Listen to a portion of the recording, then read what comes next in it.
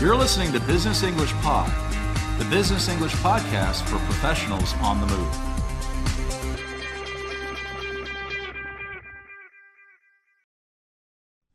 Performance appraisals, sometimes also called performance evaluations or reviews, are a powerful way to develop staff's potential.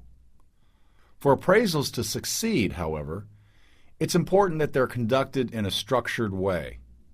In addition, it's important that skill and diplomacy are used to handle the two main tasks of the appraisal, giving feedback and setting goals. So this is the first in a two-part series that focuses on structure, skill, and diplomacy in performance appraisals. In this episode, we'll deal with giving feedback. In the second, we'll handle setting goals. This episode focuses on giving effective feedback that creates a positive environment and builds trust. These feedback skills are useful not only in performance appraisals, but also in any situation that requires making critical comments to someone about their work. In the listening for this episode, Wendy is a new hire at ConStar's video conference call center. She's been working there for about 10 months, including training. And now it's time for a first 6-month performance review. Derek, the manager of the operations department, will be giving Wendy her appraisal. As a video conference coordinator for ConStar, Wendy's job requires using special equipment to set up and connect video conferences for Fortune 500 clients. ConStar's customers hold regular remote meetings among multiple locations all around the world. Wendy's job is to make the connections between locations and to solve customers' problems when they call into the help desk. What kind of feedback will Derek give Wendy? She is very smart, but she tends to get hot under the collar when she works under pressure. That means she gets upset when she feels job stress. Sometimes she loses her temper, and her colleagues have complained about it. As usual, try to answer the following questions while you listen. The answers will be posted in a few days at www.businessenglishpod.com. First, how many meetings is Wendy handling per day at the moment? Second, what is Wendy's main issue that Derek wants to give her feedback about? And finally, what advice does Derek give Wendy to help her correct the problem?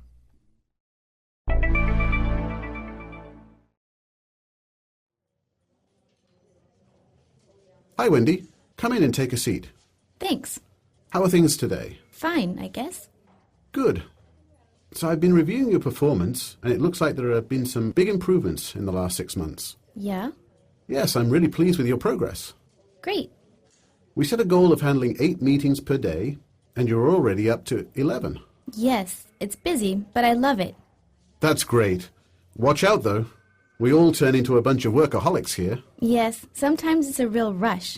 And sometimes it's stressful. Sure. So how do you feel? Are there any specific areas you want to improve? Well, to be honest, I guess I fly off the handle a little bit sometimes. Yes, that's actually one of the things I wanted to talk about. Uh-oh. No worries. Just listen. Your reviews are positive, but they mention this, and I've seen it myself. You have? Yes, the other day when I was walking through the control center, I could see you were pretty worked up. Ah, the customer was upset and I couldn't get the bandwidth I needed. I know, I understand. Sometimes it's like that. I just get so into it, you know? I can tell you really care about your work. That's great. That's just what we need. Uh-huh, but I should chill out. Yeah, look, we've all been through this kind of thing, and I'm very sympathetic. Mm-hmm. But when we get into a pickle like that, we just need to calm down and put it into perspective. I got it. You should explain to the customer that you're doing your best to address the issue and then take 10 deep breaths. Okay. Then ask your team leader for help. That's what she's there for. Uh-huh. Does that make sense? Yeah, I think I can do that. Now let's talk about your customer satisfaction KPIs. They look good too.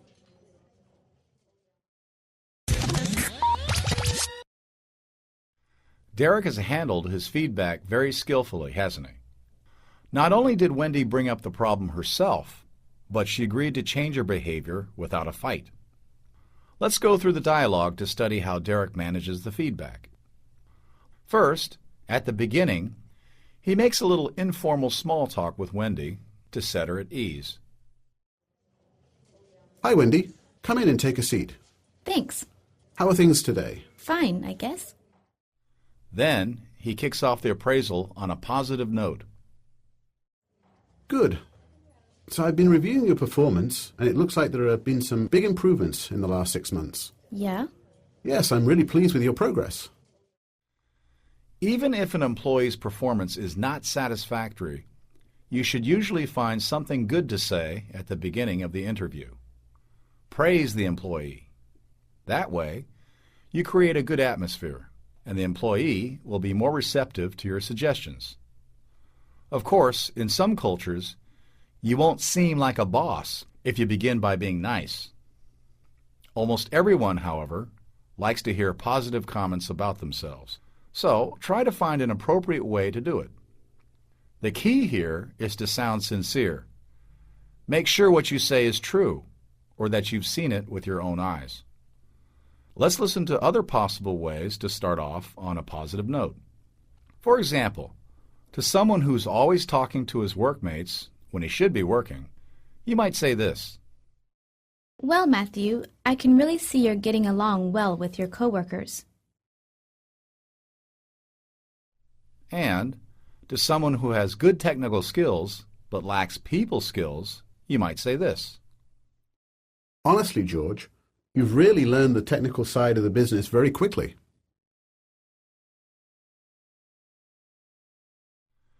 After Derek kicks off the meeting on a positive note, what happens next? Remember, he has just said to Wendy that she has made big improvements over the last 6 months.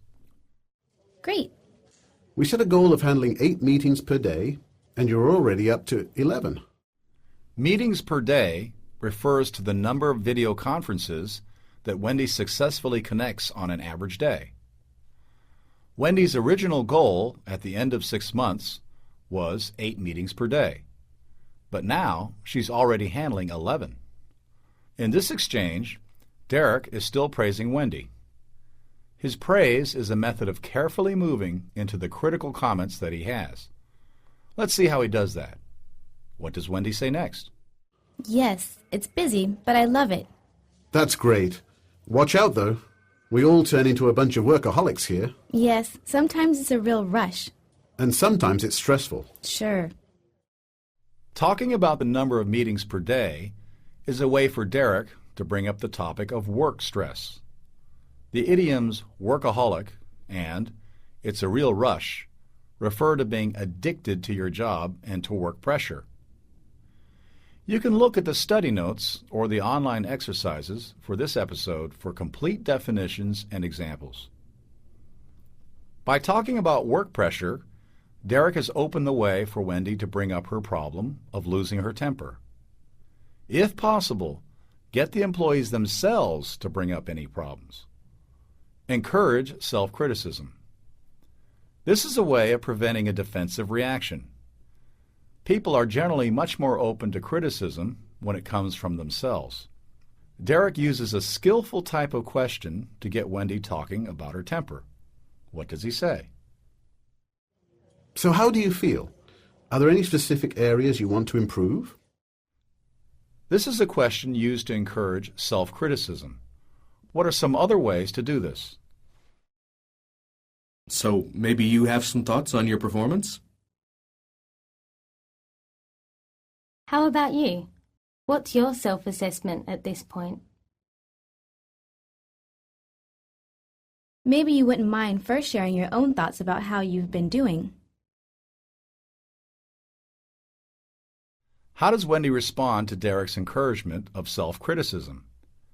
She uses an idiom, to fly off the handle, which means to lose one's temper. Well, to be honest, I guess I fly off the handle a little bit sometimes. Yes, that's actually one of the things I wanted to talk about. Uh-oh.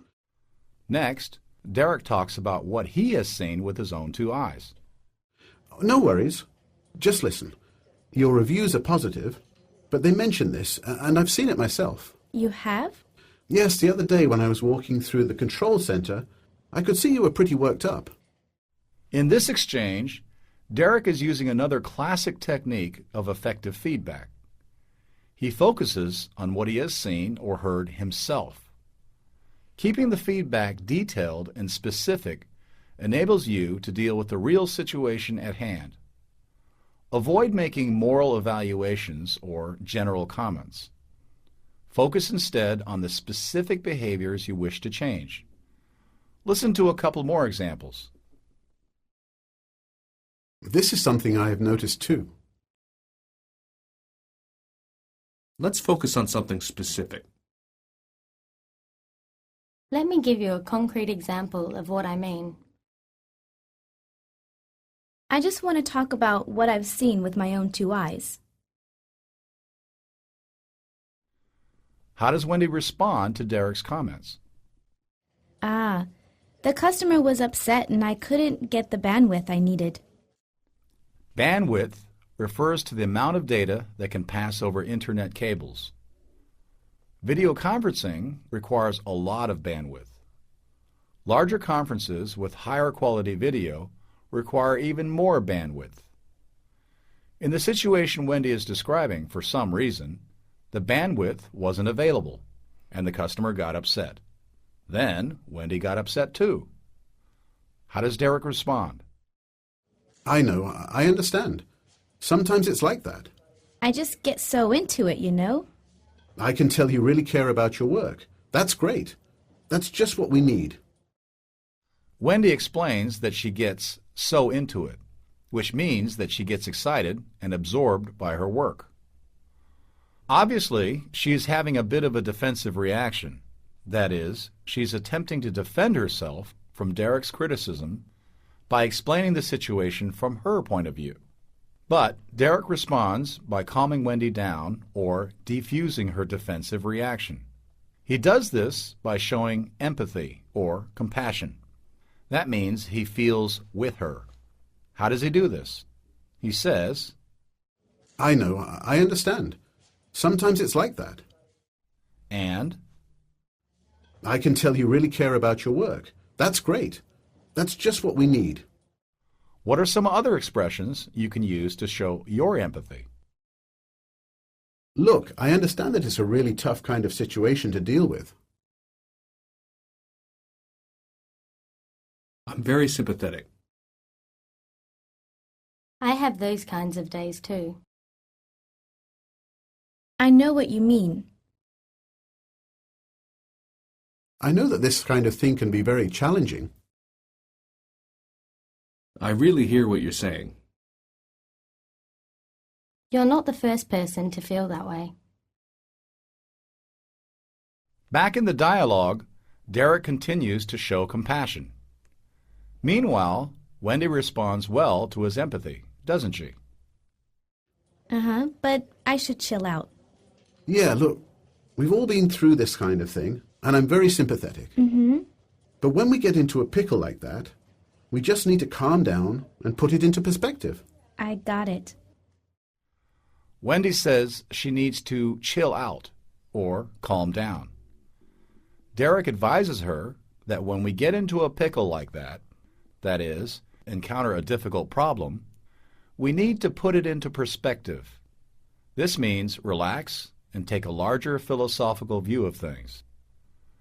For complete definitions and examples of these idioms, remember to check out the study notes and the online exercises for this episode. As with the beginning of the dialogue, Derek's use of informal language helps create a relaxed and friendly atmosphere. What happens next? Derek continues to give Wendy advice. You should explain to the customer that you're doing your best to address the issue and then take 10 deep breaths. Okay. Then ask your team leader for help. That's what she's there for. Does that make sense? Derek uses a range of expressions to advise Wendy. Grammatically, he uses modal verbs to tell her what can and should be done. These forms are often easier to accept than direct commands. Finally, he makes sure to check understanding. Checking back and confirming is a critical communication skill that we've handled before, most notably in BEP 35, clarifying what was meant. That would be a very good episode to review, since confirming understanding is a very important part of the feedback process. How does the dialogue finish off? Yeah, I think I can do that. Now let's talk about your customer satisfaction KPIs. They look good too. Success. Wendy has identified the problem through self-criticism. Then, after a brief defensive response that Derek diffused with empathy, she has accepted his advice on how to correct her behavior. Now they're ready to talk about other KPIs, that is, key performance indicators. A KPI is a key measurement of performance of an employee or work process. In the second part of this series, we'll study how Derek and Wendy negotiate and set goals for various KPIs. But before we finish this episode, let's practice some of the skills we learned today. Imagine you are a manager at Constar conducting a series of performance reviews. You're giving feedback to your employees, but they're having defensive reactions. What will you say to calm them down? You'll hear a series of cues in which your employees, who are a little upset, defensively explain the situation. After each beep, give an appropriate expression of empathy, such as, "I'm very sympathetic," or, "Look, I understand that it's a really tough kind of situation." Are you ready? Let's give it a try. I just get so angry when the customer is unreasonable.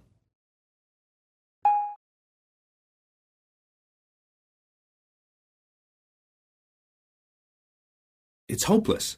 No matter how hard I work, it's never good enough.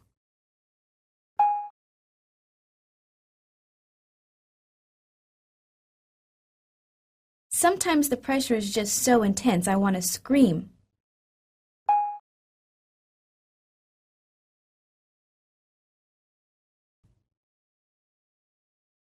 How did you do?